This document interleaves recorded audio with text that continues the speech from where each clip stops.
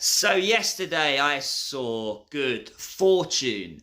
Now this film reminded me of a 90s slash early 2000s just feel good film.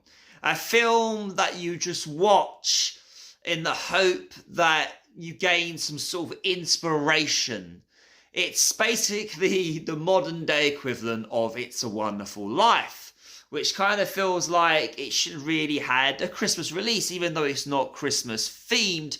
It kind of feels like for the period of Christmas, in regards to it being a season of inspiring hope and, as the title would suggest, good fortune. I feel like this one should have been a December release. But in spite of that, this is an enjoyable, fairly funny, good-hearted film that actually really does well to capture the polarization. Why do I always have to throw a lengthy word in there that I find hard to pronounce? I could have just said it does well to capture the distinct difference between rich and poor, that class divide. And anyone from a working class background, anyone working in the gig economy, such as myself, will appreciate how astute this film is in capturing that experience.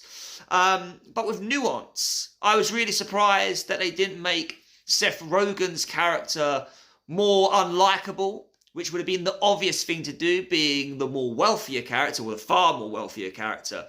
But actually there was layers to this character. And the character that Aziz plays, yeah, I think anyone, like I say, from a working class background is going to empathise with this character. But the good thing about Good Fortune is the message that it evokes and inspires, which is change is possible if you're willing to work for it, and if the powers that be actually recognise the privileged position in which they're in and actually kind of meet us halfway. The film's about taking your circumstance and not just accepting it, but looking to better it. And sometimes that does mean fighting the powers that be, or going against what is to be accepted as the norm. So I hope that people who see this film are going to be entertained, but also be inspired that we aren't at the mercy of the situations we're in. We can change. But sometimes it does take a little help from those that have the power to also give back.